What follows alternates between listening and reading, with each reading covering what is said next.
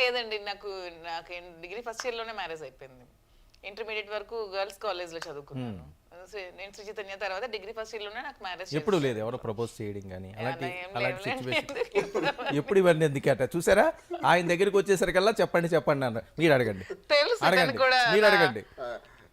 నాకు తెలుసు. నా కాలేజ్ అందంగా ఉంటారు, నీ కళలు ఉన్నాయి, ఎవరైనా ప్రపోజ్ చేస్తారు, ఎవరు వదలరు. అందరూ వెంట పడుతున్నారని మా ఫాదర్ నాకు వేగంగా మ్యారేజ్ చేసేస్తారు. ఇంకే ఉంటాయి. సరే అప్పట్లో ఏదైనా డిగ్రీలో ఒక అబ్బాయి నన్ను లవ్ చేసేవాడు, అది సార్ కూడా తెలుసు. అంతే, అంతకు ఏం చేసేవాడు? లవ్ అంటే వెనకాల పడుతుండేవాడు, లెటర్స్ ఇవ్వడం.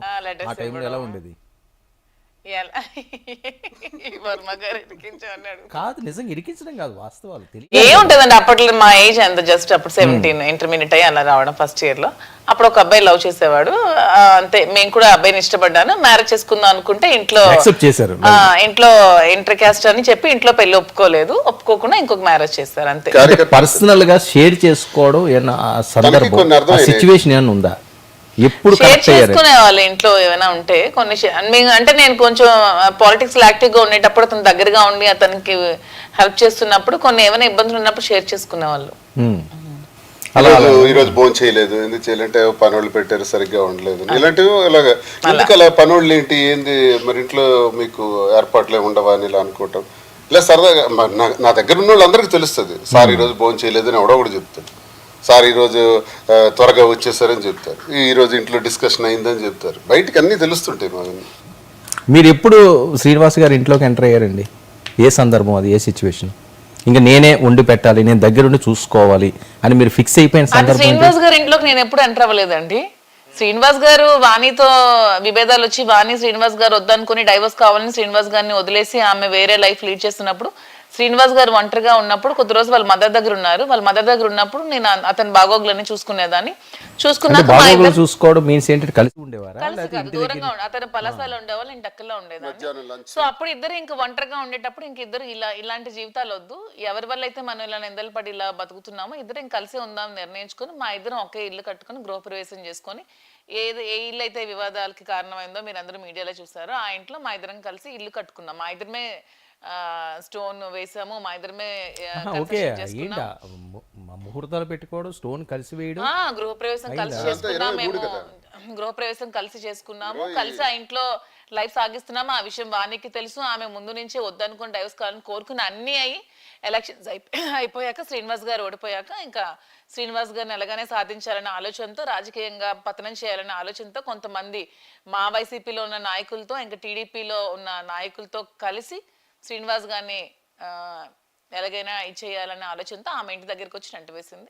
అంతకు ముందే ఆమె డైవర్స్ కావాలని కోరుకుంది. ఆ మెసేజెస్ అన్ని మీరు ఇంట్లో చెప్పారా ఈ విషయం? ఇంక నేను ఇలా ఉండాలనుకోవట్లేదు, నేను విడిపోవాలనుకుంటున్నాను, శ్రీనివాస్ గారితో కలిసి నా జీవితాన్ని పంచుకోవాలనుకుంటున్నాను. అలా పంచుకోవాలనుకోక ముందే వాణి గారి వల్ల మాకు విభేదాలు వచ్చి మేము దూరంగానే ఉన్నాము. ఆ దూరం ఇంట్లో చెప్పారా మీ హస్బెండ్ కి, పేరెంట్స్ కి?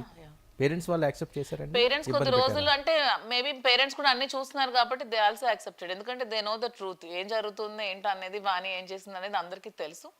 వాళ్ళు కూడా మా పేరెంట్స్ కూడా యాక్సెప్ట్ చేశారు. నా పిల్లల్ని కూడా పేరెంట్స్ చూసుకుంటున్నారు. శ్రీనివాస్ గారికి ఇష్టమైనవి ఏంటి అంటే దేంట్లో? ఏదైనా తినడం విషయంలోనో లేకపోతే వేరే విషయంలోనో ఆయనకి బాగా నచ్చింది అంటే, ఆయన ఏదో కోపంగా ఉన్నప్పుడు, బాధగా ఉన్నప్పుడు, చిరాగ్గా ఉన్నప్పుడు ఆయన బుజ్జగించాలన్నా, లాలించాలన్నా మీ దగ్గర ఉన్న మంత్ర ఏంటి?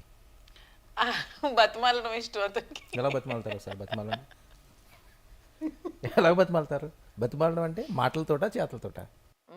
మాటలతో. అంటే అతని కోపం కాసేపే ఉంటుంది. ఆ కోపం ఉన్నప్పుడు మనం ఒక స్టెప్ డౌన్ అయితే అతని కోపం వెంటనే పోతుంది. అంతేకాకుండా మనం కూడా సై అంటే అతని కోపం ఎక్కువ. మీరే, నేను అలా అనుకోవట్లేదు మాధురి గారు. ఆయన ఏదో కోపంగా ఉంటే బతిమాలి, నేను బ్రతిమాలుతాను, ఖచ్చితంగా బ్రతిమాలుతాను. మీ కోపం వస్తే? ఎందుకంటే ఇగోస్కి పోతే రిలేషన్షిప్ బ్రేక్ అవుతుంది. అది లైఫ్ లో ఒకసారి కోల్పోయాం, సో ఇంకోసారి కోల్పోవడం నాకు ఇష్టం లేదు. కోపం ఎక్కువ. సో ఆ కోల్పోకుండా ఉండడానికి కోసం నేను ఎన్ని స్టెప్లనే దిగుతాను.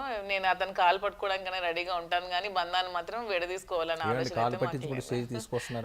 అలా ఎప్పుడూ తీసుకురారు. నేను అంటున్నాను, ఏదైనా అలాంటి సిచ్యువేషన్ వచ్చిందా? చాలా మా ఇద్దరి మధ్య అలాంటి సిచ్యువేషన్ ఎప్పుడు రాలేదు. చిన్న చిన్న గొడవలు ఏ వైఫ్ అండ్ హస్బెండ్. ఎందుకు వస్తాయి అసలు గొడవలు జనరల్ గా? ఏ అంశంలోని? అంటే ఏమైనా షాపింగ్ లా లేకపోతే వేరే అంశమా? పొలిటికల్ గా కొన్ని విషయాలు నాకు నచ్చవు. అతను కొంచెం అగ్రెసివ్ గా ఉండి కొన్ని ఆలోచించుకున్న నిర్ణయాలు తీసుకున్నప్పుడు నేను ఏమైనా అంటాను, కొంచెం ఆలోచించి చెప్తాను. అప్పుడు అతను ఏమైనా కోపం వచ్చినప్పుడు కొంచెం అవుతున్నప్పుడు మళ్ళీ రిక్వెస్ట్ చేసి మళ్ళీ చెప్తే వింటారు. ఏ పాట బాగా ఇష్టం ఆయనకి? ఏవని కాదు, ఎన్టీ రామారావు ఓల్డ్ సాంగ్స్ అన్న అతనికి ఇష్టం, పాటలన్నీ అతనికి ఇష్టం, మ్యూజిక్ అంటే అతనికి చాలా ఇష్టం. అతను ఎక్కువ మాక్సిమం కార్లో అది వేర్లేండి, సినిమాలు ఎన్టీ రామారావు, నాగేశ్వరరావు, శోభన్ ఆ బాబు పాటలే ఇష్టం. NT Rama Rao old songs. మీ నోట్ అంటే ఏ పాట ఇష్టం అంటున్నాను నేను. అది వదిలేయండి, పాటలు ఇష్టం అందరికీ ఇష్టం ఉంటుంది. కొంతమందికి మెలోడీ ఇష్టం ఉంటుంది, కొంతమందికి వేరే రకంగా ఇష్టం ఉంటుంది. మీ నోట్ అంట ఆయన బాగున్నా. నేను నా నోట్లో అయితే స్వామి అన్నమాచార్య కీర్తనలు నేను పాడుతూ ఉంటే అతనికి వినడం ఇష్టం అంతే. ఈ కరిగిపోయాను కర్పూరం వెళ్ళి అదే అదేం లేదు, ఒక టైంలో నా లవ్ ని ఎక్స్ప్రెస్ చేసి అతని కోసం ఒక పాట పాడాను.